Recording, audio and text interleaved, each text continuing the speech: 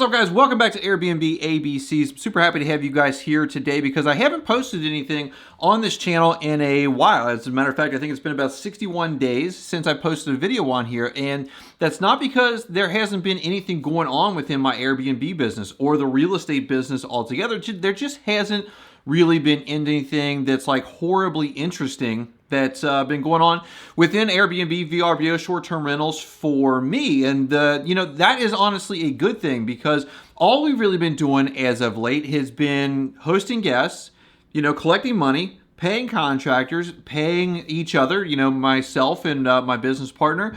And that's the way that you want your investment business to go. You want things to go smoothly and there not be a whole lot of stuff that is super interesting for YouTube. But recently we went out and we tried to purchase another cabin. And there is a specific reason for this because right now prices are still, sort of high. They're coming down in the Smokies. We were looking in the Smokies for this one. But interest rates are still relatively high. As a matter of fact, we hit our little 50 basis point cut in the federal funds rate. And we saw a very, quick dip in interest rates in the 10-year Treasury that a lot of mortgage interest rates are, kind of based off of. And then that dip kind of went away, and now we have seen the 10-year Treasury and mortgage interest rates shoot right back up as the markets are pricing in what is likely to be some more inflation, is what the 10-year Treasury and the mortgage rates say, despite the decline in the federal funds rate. So we were looking for this cabin, and the reason is because we have 3 cabins in the Smokies. 2 of which I own with a partner, which is my dad and my wife. But my dad is our biggest partner in this, with us. And the other one we own by ourselves, just my wife and I. And when everything is going great with these, and if you have rental property or you have, Airbnbs or anything, while everything is going fine, and there's no problems. However, there will be a problem that comes down the pike one day. It could be anything. For us, we'll get into some specific examples. But when you have just one property, if you either have one property or you only have one property yourself and you can't pull funds from that other set of properties, immediately, it can become a problem as far as cash flow goes, as far as where your money goes to, instead of from the guest pockets into your pocket in an indirect way. You may have to start taking money out of your own pocket and putting it into this property.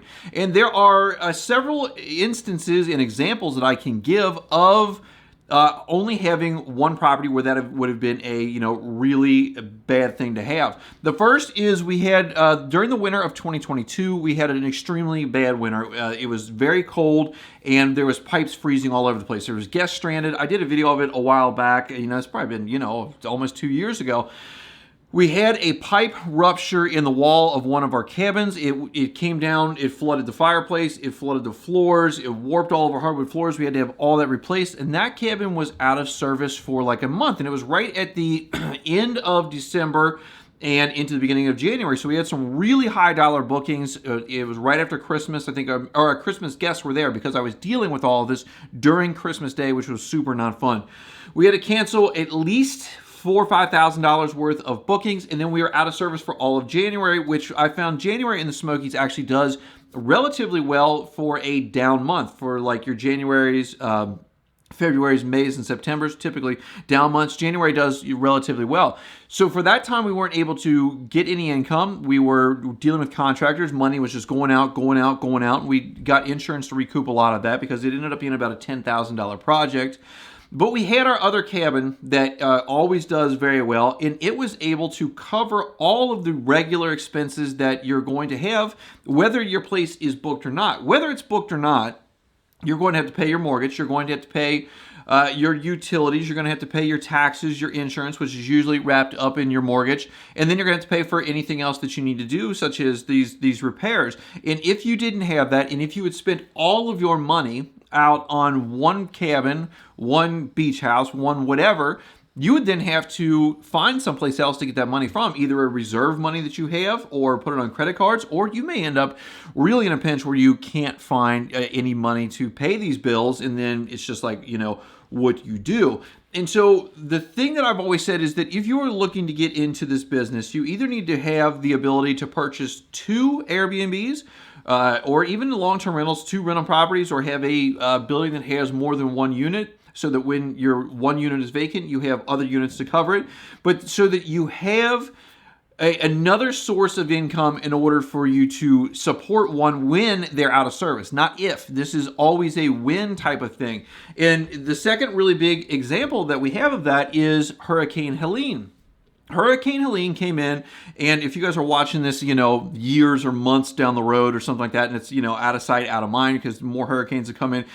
Hurricane Helene came in and hit the Big Bend area of Florida, and then went up through Georgia, North Carolina, especially western North Carolina, and eastern Tennessee, where the Smokies are. If you're not familiar with that, it's on the east side of Tennessee, and it caused major amounts of flooding. And now this didn't affect the actual Gatlinburg, Pigeon Forge, Sevierville area hardly at all. As a matter of fact, we didn't even lose power, and it happens a lot where we'll lose power for just like the slightest thing, like a gnat farts, and all the power goes out.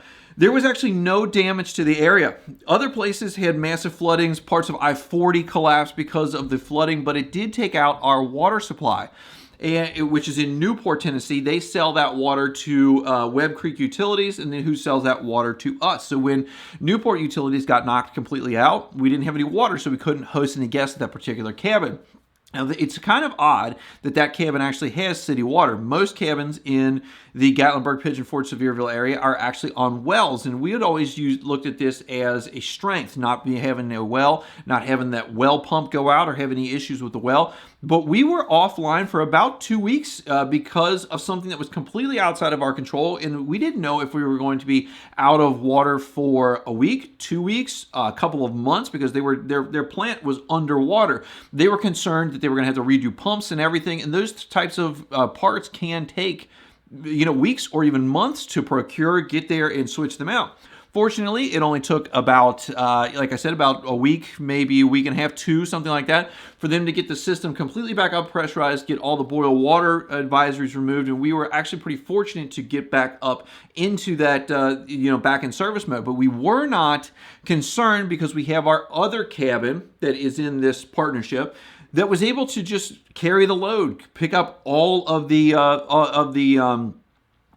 revenue making to carry both of those cabins. We probably wouldn't have had a big profit margin for that month in that time, but we wouldn't have to pull from savings like you would if you only had one cabin and you had savings to pull from.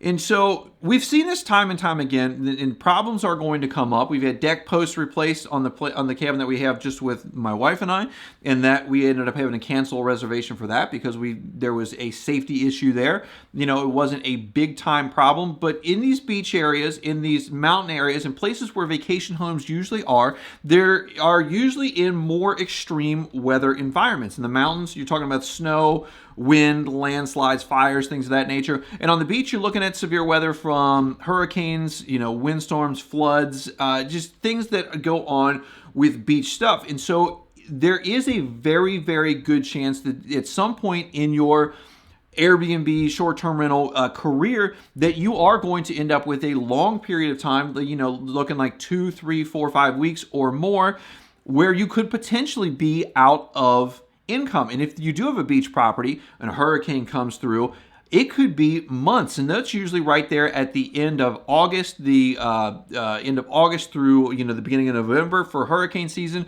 which could be a quarter of your money-making season just completely wiped out. And so having just one kind of puts you in a big time risk unless you have just a big pot of money that you are willing to take and put into that as necessary. But the thing is that it's no fun taking money that you have, already out of the system or in other investments or sitting on the sidelines and pumping that into this investment as it loses money, presumably only for the short term, versus having 2 of these or 4 of these where you can take just money from that other pot of money or that one pot of money, be able to use it for both, just, withstand the storm for the time being and, move on to fight another day without having to inject new capital that you would rather be spending either on new investments, a new car, a vacation, or whatever that you want to do that doesn't involve that. And so that is why I think that if you are going to get into this business or you only have one short-term rental, that you need to find a way to get two or more so that you have that redundancy, just like, airplanes and spaceships and everything else has. That redundancy for, failures is going to be key for you not, completely failing in the end. And so guys, if you like that, if you got some value out of it, hit that like button down below, hit the subscribe button. I appreciate you guys watching, and I'll see you in the next one.